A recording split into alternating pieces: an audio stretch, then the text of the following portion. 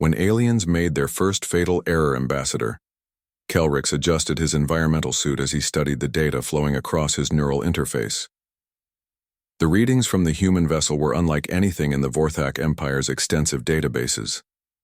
The ship designated New Dawn drifted peacefully through the neutral zone between sectors, its hull scarred but intact from what appeared to be a long journey through space.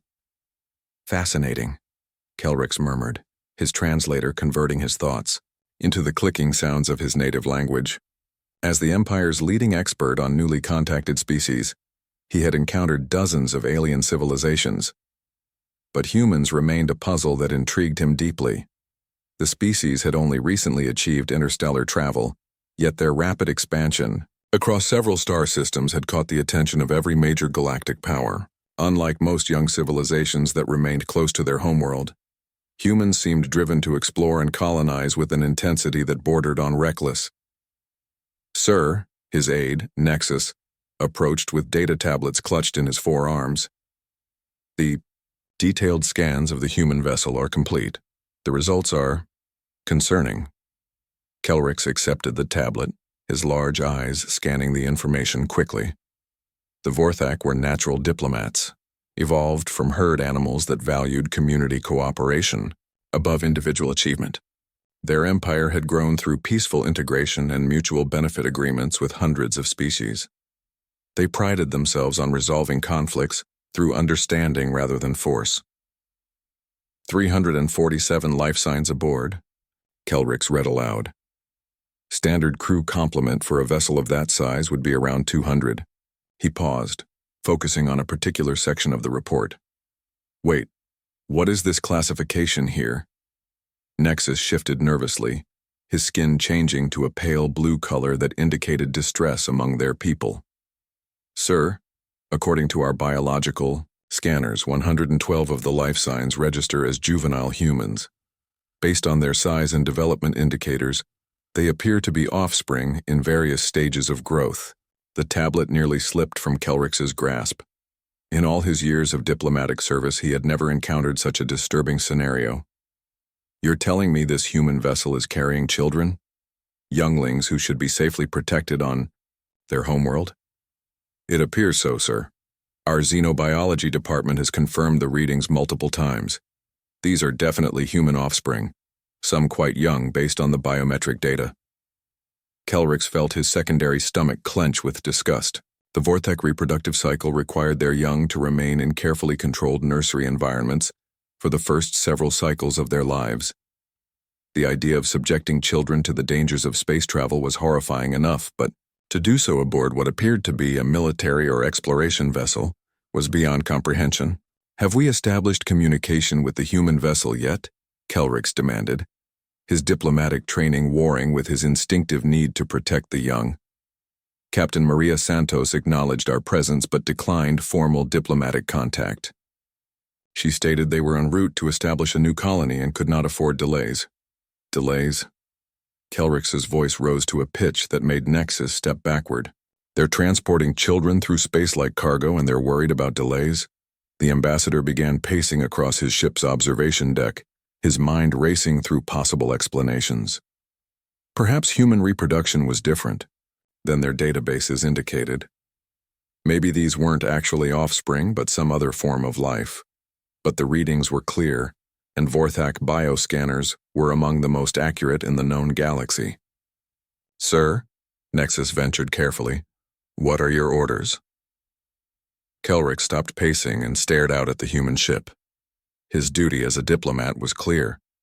The Vorthak Empire had strict protocols about child welfare that applied to all species within their sphere of influence.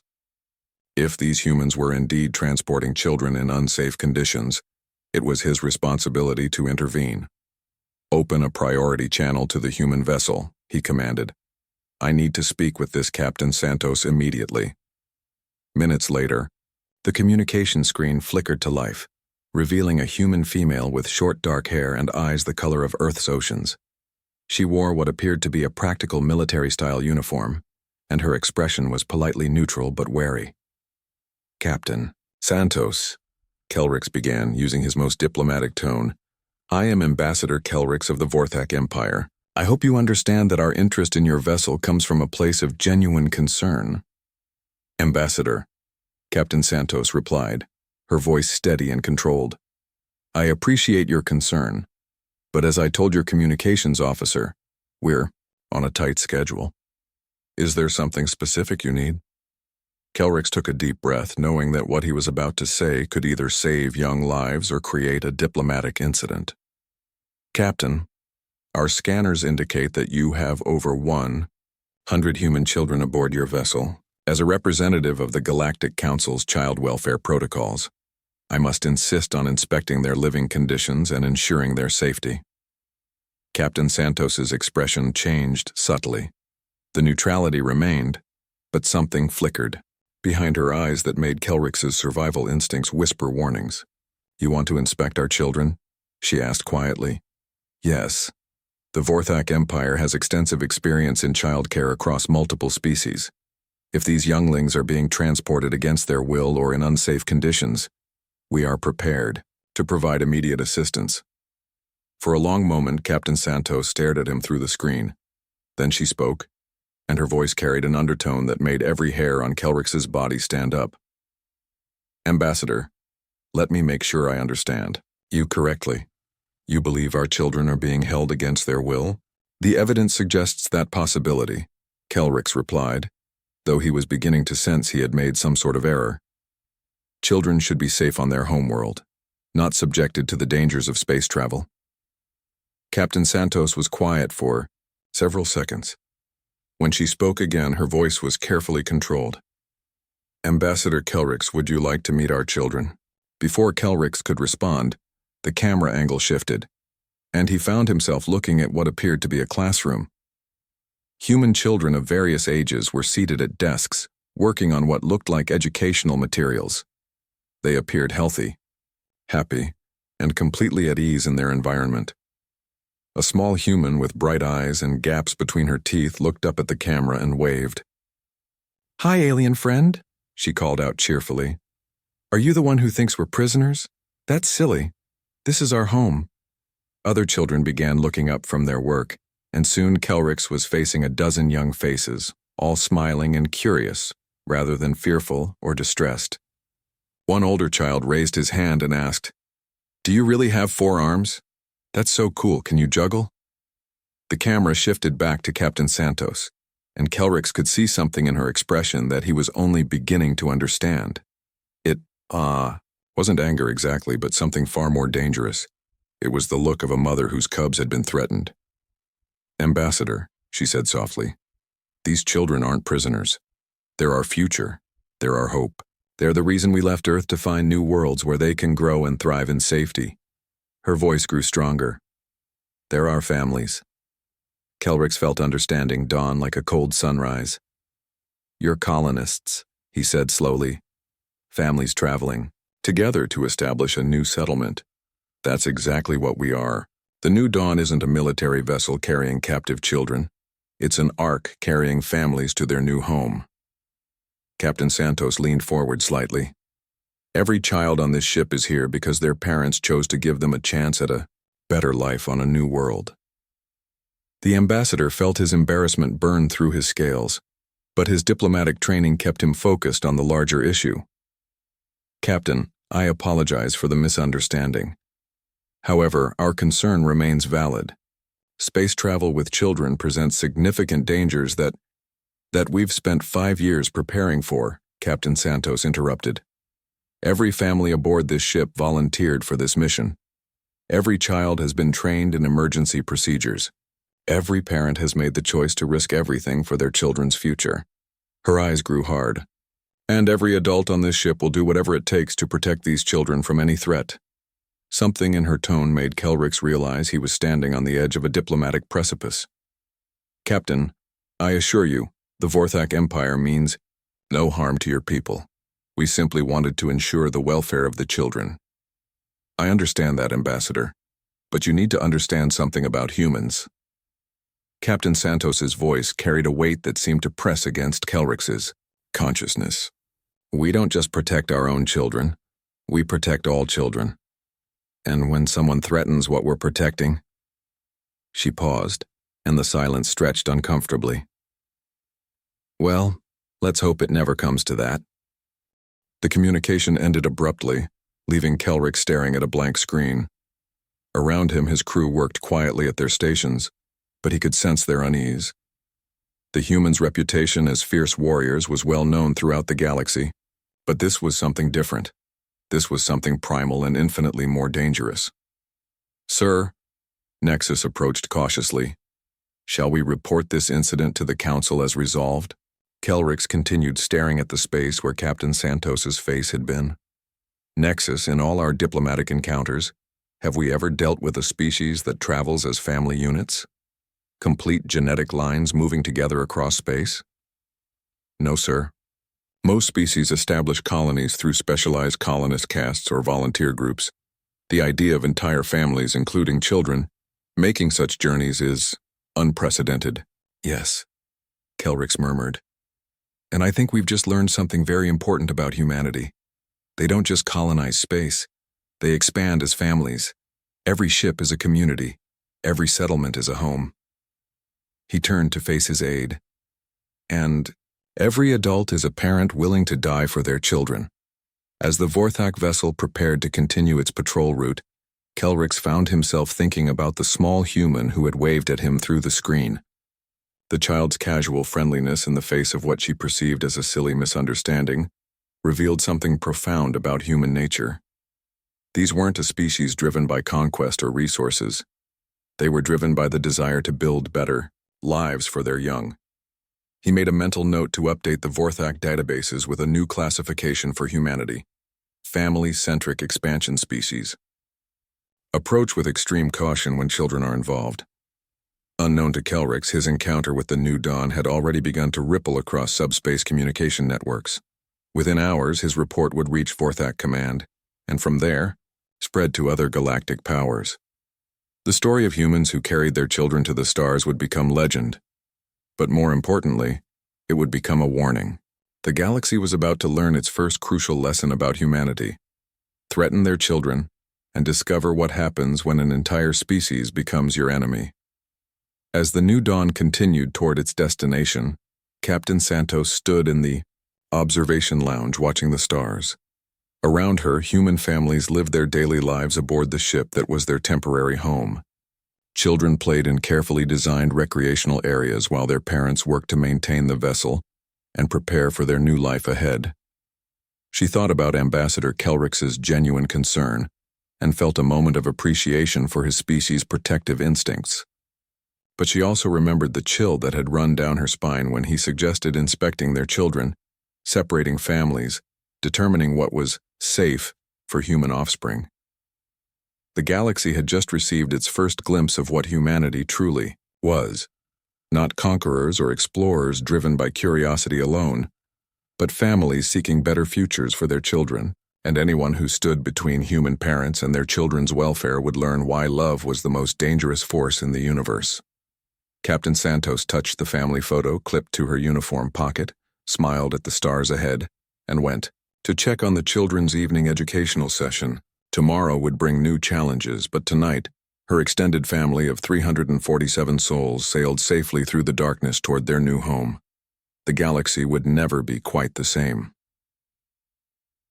What happens when you touch a human's child? 3 days after Ambassador Kelrix's encounter with the New Dawn, the situation spiraled beyond anyone's control. The Vorthak Empire's report had reached the Galactic Council, where it was reviewed by the Zephyrian Collective, a species known for their rigid adherence to child protection protocols across all civilizations. High Counselor Vexthara read the report with growing alarm. The Zephyrians had evolved from insectoid ancestors where the young were considered the most precious resource of any colony. Their entire civilization was built around the protection and nurturing of offspring, regardless of species. "This cannot be permitted," Vexthara declared to the emergency session of the council. "If these humans are transporting children through dangerous space without proper oversight, we must intervene immediately." The decision was made swiftly. A joint task force consisting of Vorthak diplomatic vessels and Zephyrian child welfare ships would intercept the New Dawn and conduct a mandatory inspection. If necessary, the children would be temporarily relocated to safe facilities while proper care arrangements were established. Captain Santos received the transmission as the New Dawn emerged from its latest hyperspace jump. Dr. James Wright, the ship's xenobiologist and father of 2 young daughters, stood beside her on the bridge as the alien fleet materialized around them. 7 ships, reported Lieutenant Commander Thompson from the tactical station. They're maintaining a defensive formation but have their weapons powered down. Captain Santos studied the display with the calculating gaze of a woman who had spent 15 years in Earth's colonial defense force before volunteering for the colony mission. Powered down doesn't mean much when they can bring them online in seconds, she observed quietly. Dr. Wright adjusted his glasses nervously. His wife was currently teaching their daughters and 12 other children in the ship's educational center. The thought of strangers taking his children, even with good intentions, made something primal stir in his chest. "Captain?" The communications officer announced, "We're receiving a transmission from the lead vessel." "Put it through." High Counselor Vexithera's image appeared on the main screen.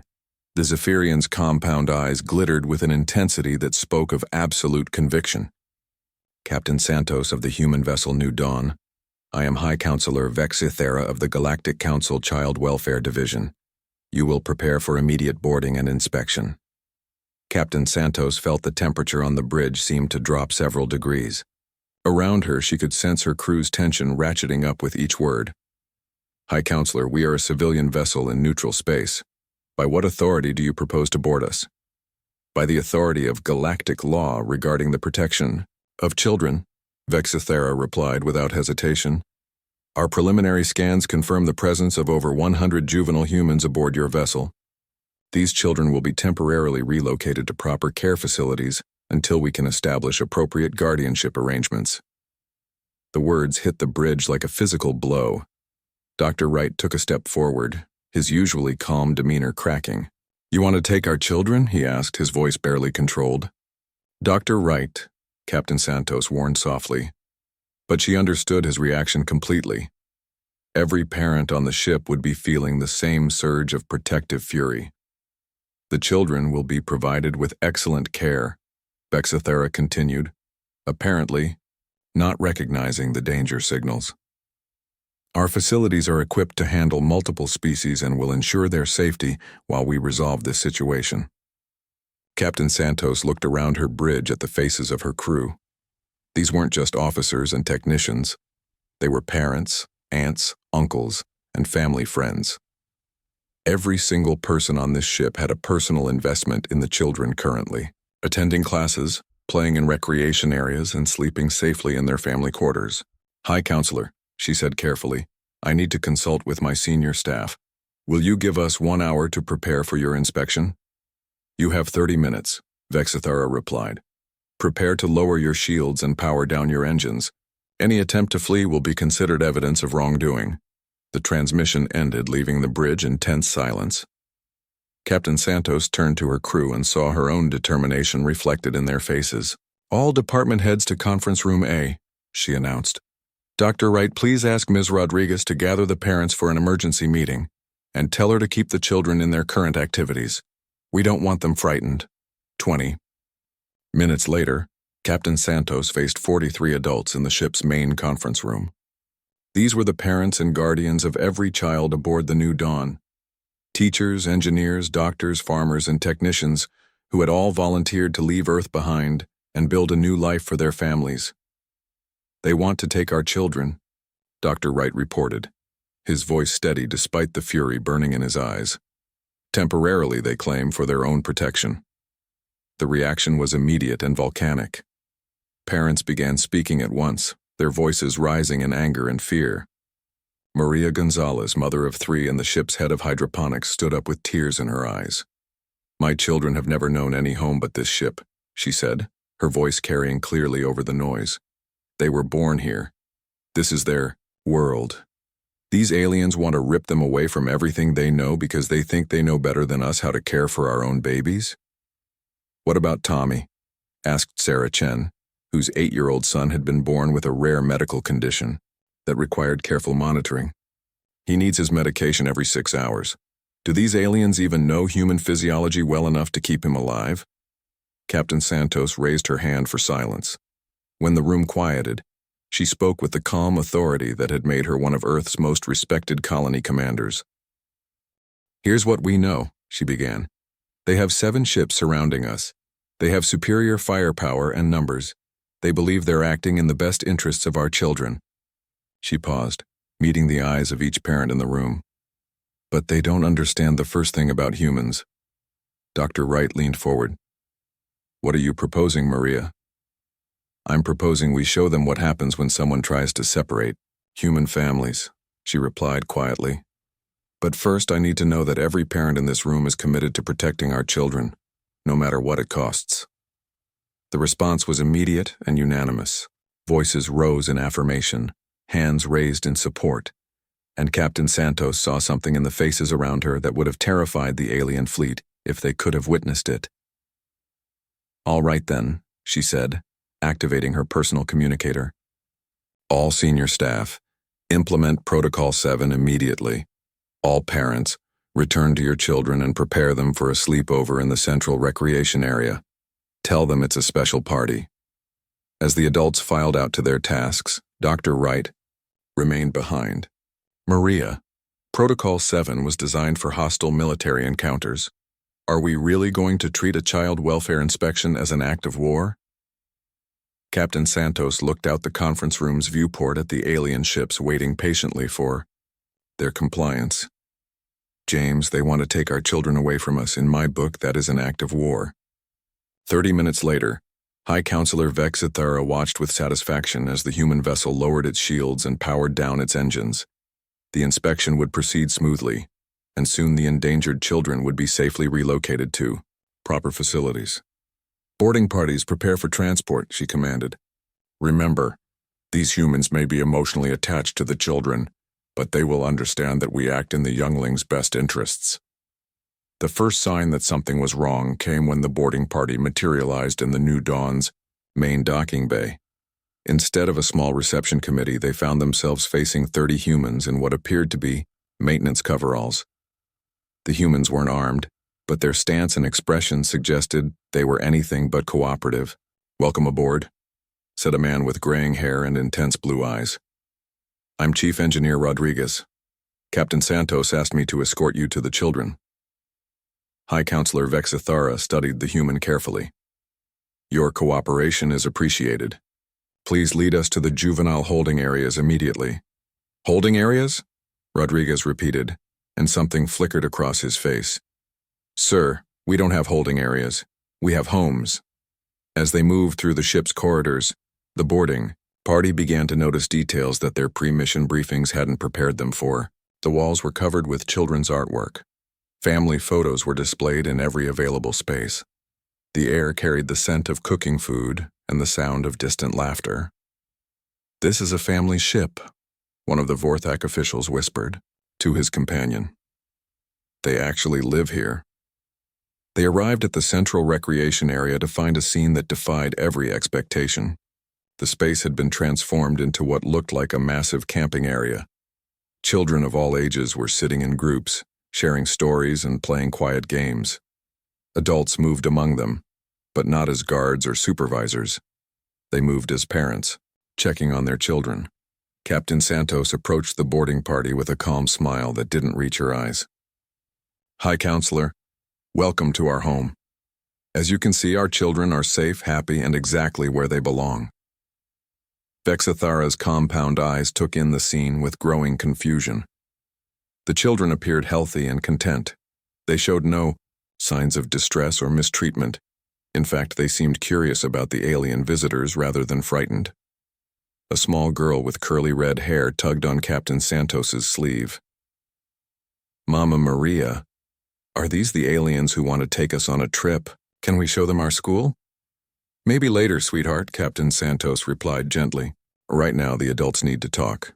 Dr. Wright stepped forward carrying a data tablet. High Counselor, these are the complete medical records for every child on this ship.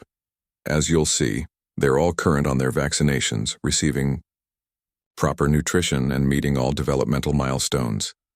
Vexithara accepted the tablet with growing unease. The data was comprehensive and indicated excellent care, but her species protocols were clear. Children belonged in protected environments, not aboard vessels traveling through dangerous space. The quality of care is not in question, she said finally, but the environment itself is inappropriate. Children should not be exposed to the risks of space travel. High Counselor, Captain Santos said quietly, may I ask if your species travels as families? Of course not. Zephyrian young remain in protected nurseries until they reach maturity. Only then do they participate in space travel. And the Vorthok? Ambassador Kelrix, who had remained silent during the inspection, shifted uncomfortably. Our young also remain on the homeworld until they reach adulthood. Captain Santos nodded slowly. I see. So neither of your species has any experience with family-based colonization. No, Vexithara admitted. But that doesn't change the fact that these children are at risk. At risk from what? Dr. Wright interjected. Loving parents, educational opportunities, learning to adapt and overcome challenges, or are they at risk from well-meaning strangers who want to separate them from everything they know? Before Vexithara could respond, alarms began sounding throughout the ship.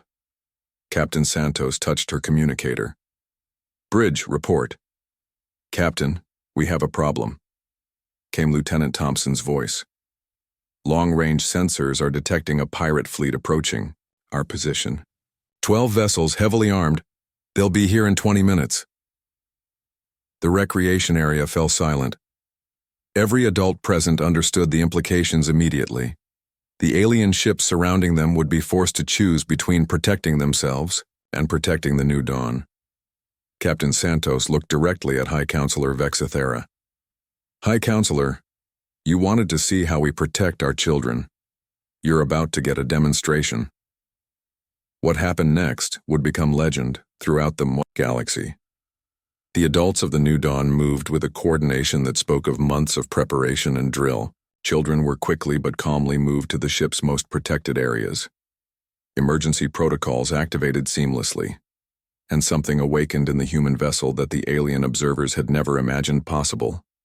The New Dawn's engines, which had been powered down, suddenly roared back to life with an energy output that made the alien sensors scream warnings.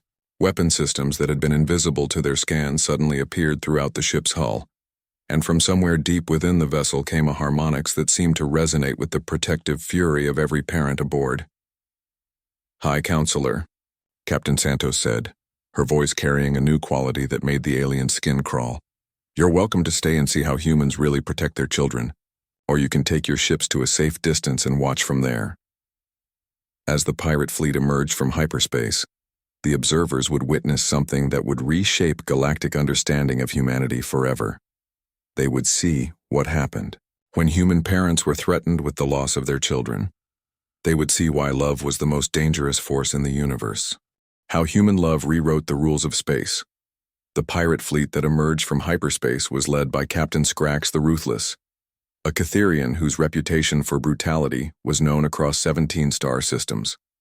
His ships were a mixed collection of stolen vessels, armed to the teeth and crewed by the galaxy's most desperate criminals.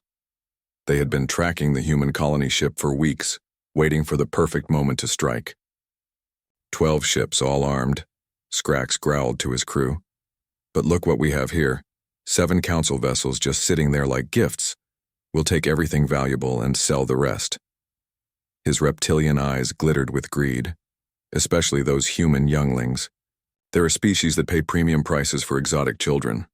High Counselor Vexithara felt her compound eyes dilate with horror as she intercepted the pirates' communications. The threat wasn't just to the human children anymore. The pirates planned to attack everyone present.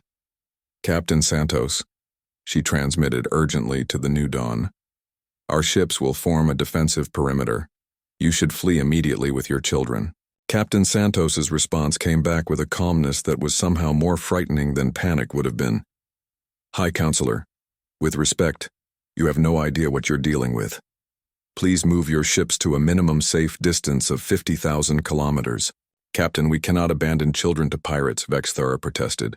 It goes against everything we believe. And we appreciate that. Dr. Wright's voice joined the channel. But you need to understand something about humans. We don't run when our children are threatened. We fight. Ambassador Kelrix, watching from his position aboard the Vorthak diplomatic vessel, felt his scales begin to change color with anxiety.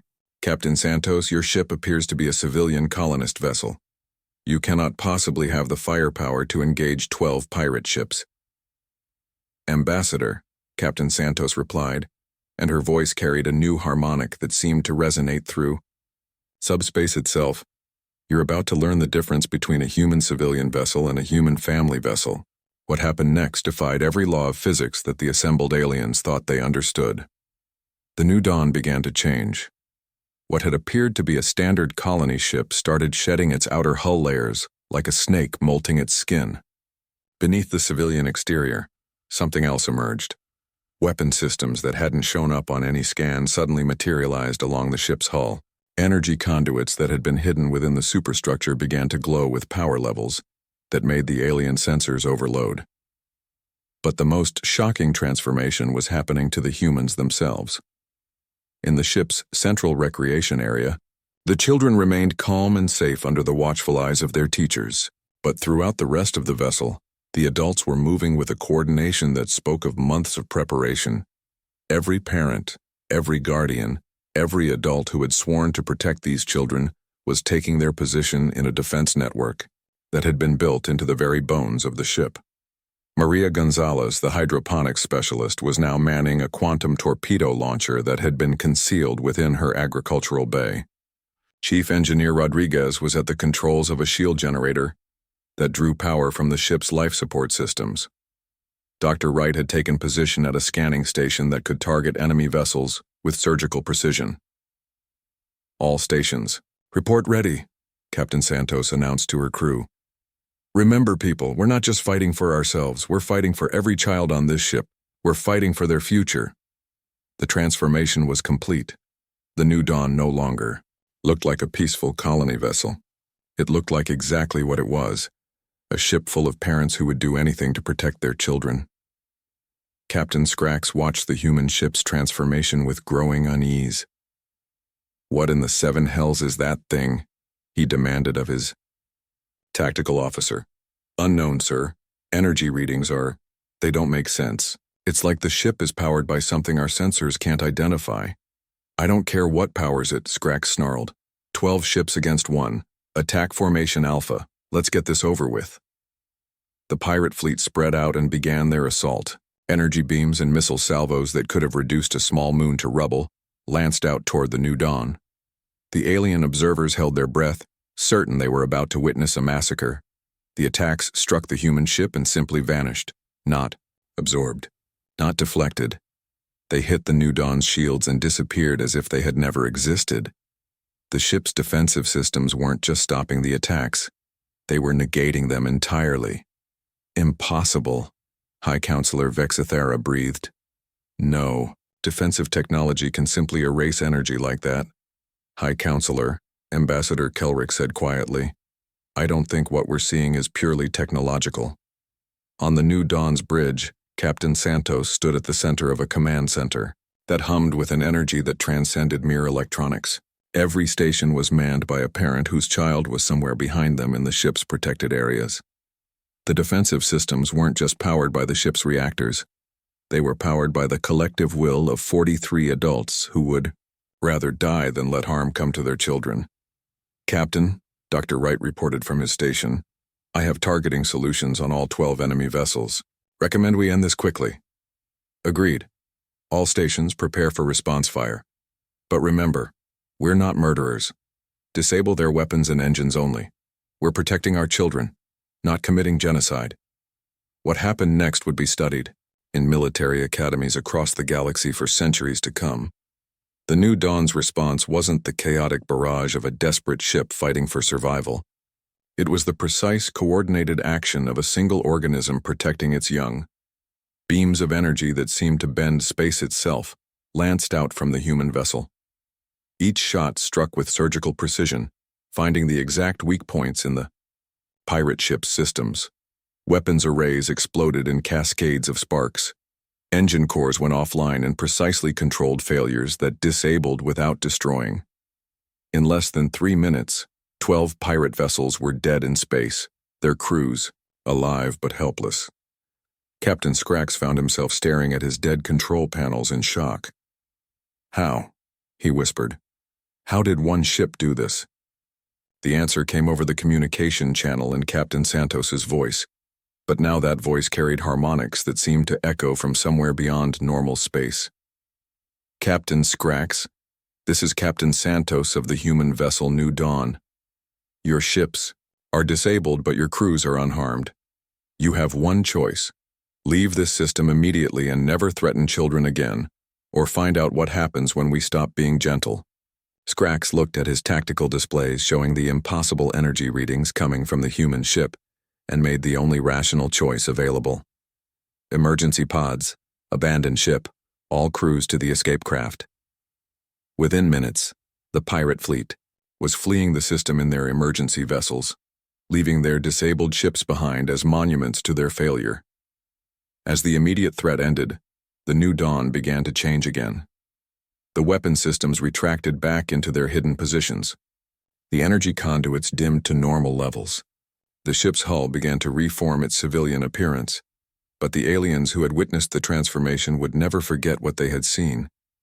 High Counselor Vexithara was the first to break the stunned silence that followed. "Captain Santos, what exactly are you?" Captain Santos appeared on the communication screen, and she looked exactly like the calm, professional colony commander she had appeared to be hours earlier. Behind her, through the bridge's observation windows, alien observers could see human children playing in the corridors, completely unaware that their ship had just defeated a pirate fleet. "High Counselor, we're exactly what we told you we were. We're families, parents and children traveling to build a new home." She paused, and her expression grew serious. "But we're also human families, and humans have a very simple rule. Nobody touches our children." Dr. Wright appeared beside her on the screen. "The technology you witnessed isn't really technology in the sense you understand it. It's what happens when human parents are faced with threats to their children. We call it the parent protocol." "That's impossible," Vexithara protested. "Emotional states cannot power starship systems." "Can't they?" Captain Santos asked. "High Counselor, your species evolved from insects that would sacrifice everything for the good of the hive. Ambassador, Kelrix's people developed from herd animals that protected their young through cooperation. But humans evolved from predators who would fight anything, anywhere, at any time to protect their offspring. What you saw," Dr. Wright continued, "is what happens when that evolutionary programming meets advanced technology and desperate circumstances. Every parent on this ship would gladly die for these children. When you combine that level of commitment with human engineering ingenuity, you get something that transcends normal physics." Ambassador Kelrix finally found his voice. "Captain, I must ask, are all human colony ships equipped with these capabilities?" Captain Santos smiled, and for the first time, it was a genuinely warm expression. "Ambassador, every human ship that carries children has some version of the parent protocol. We learned early in our space expansion that the galaxy can be a dangerous place, so we made sure that anyone who threatens human families understands the consequences." "But you appeared to be a civilian vessel," Vexithara said weakly. "We are a civilian vessel," Captain Santos replied. "We're farmers, teachers, engineers, and doctors who want to build a peaceful life for our children. But we're also human parents. And if you threaten our children, you discover that there's no force in the universe more dangerous than human love." The implications began to sink in for the alien observers. Every human colony ship was potentially a weapon of unprecedented power. But more importantly, that power was controlled by people whose only agenda was protecting their families. Over the following months, word of the New Dawn incident spread throughout the galaxy. The story was told and retold, growing with each telling. But the core message remained the same. Humans might appear peaceful, but threatening their children was the galaxy's greatest mistake. The Galactic Council was forced to rewrite their child welfare protocols to acknowledge that some species were capable of providing excellent care for their young, even in dangerous environments. The Vorthak Empire established new diplomatic guidelines for dealing with family-based civilizations, and the Zephyrian Collective began a comprehensive study of how parental love could be channeled into protective technologies. But the most significant change was the establishment of the Guardian Alliance. Captain Santos and the crew of the New Dawn became the first members of an organization dedicated to protecting the children of all species regardless of origin. Human ships began responding to distress calls wherever children were in danger, and their reputation for unstoppable determination in such situations became legendary. 5 years later, Ambassador Kelrix found himself aboard the New Dawn again, but this time as a guest rather than an investigator. The ship had successfully established its colony and was now serving as the flagship of the Guardian fleet. He watched human children playing with young Vorthak, Zephyrian, and even Cytherian offspring in the ship's expanded recreation areas. The children laughed together, learned together, and grew up understanding that family wasn't limited by species. "Ambassador," Captain Santos said, joining him at the observation window. "Thank you for coming to the ceremony." Today marked the 5th anniversary of what had come to be known as the Parent Protocol incident. It was also the day the Galactic Council officially recognized the Guardian Alliance as the premier child protection organization in known space. "Captain, I must confess something," Kelrix said quietly. "When we first encountered your ship, I thought we were dealing with a primitive species that didn't understand proper child care. And now I understand that we were the primitive ones. We thought protection meant separation, safety meant isolation. But humans taught us that true protection comes from love, and true safety comes from family." He gestured to the Iwaida children playing together. "You've changed the entire galaxy's understanding of what it means to care for our young." Captain Santos smiled as she watched her own daughter teaching a young Vorthak how to play a human game. "Ambassador, we didn't change anything. We just showed everyone what was always true. When you protect children with love instead of rules, when you include them in your journey instead of leaving them behind, when you trust them to grow strong instead of keeping them weak, you create something beautiful. And when someone threatens that beauty..." Captain Santos's expression grew serious for just a moment. "Then they discover why the universe's greatest power is a parent's love." As the ceremony began, representatives from dozens of species gathered to honor the organization that had revolutionized child protection across the galaxy. But the real testament to their success was visible in every corner of the ship. Children of different species playing together, learning together, and growing up safe under the protection of adults who understood that love knew no boundaries. The galaxy had learned its lesson well. Human children were not to be threatened, human families were not to be separated, and human parents were not to be underestimated. But more importantly, all children everywhere now had guardians who would fight for them with the fury of 10,000 generations of human ancestors who refused to let their young come to harm. The New Dawn continued its journey through space, no longer just a colony ship but a symbol of what the galaxy could become when love was allowed to guide protection, when families were allowed to stay together, and when children were raised to believe that the universe was a place where they belonged. And in the depths of space, other species learned to recognize the distinctive energy signature of human ships carrying children, not as a threat to be feared but as a promise to be respected. Here sailed a ship full of parents who would do anything to protect their young. The galaxy had become a safer place for children of all species.